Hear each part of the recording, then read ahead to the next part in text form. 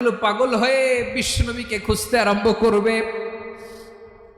সবাই মিলে বিশ্বনবীর কাছে যে বলবে, ইয়া রাহমাতাল লিল আলামিন, ইয়া খাতামান নবীন, রাহমাতাল লিল আলামিন।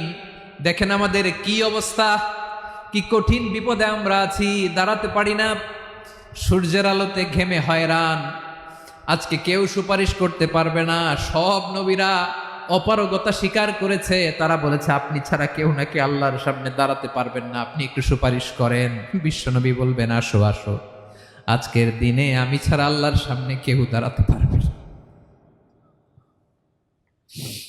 বিশ্বনবী মাকামে মাহমুদে যে আল্লাহু আকবার বলে সিজদায় লুটিয়ে পড়বেন।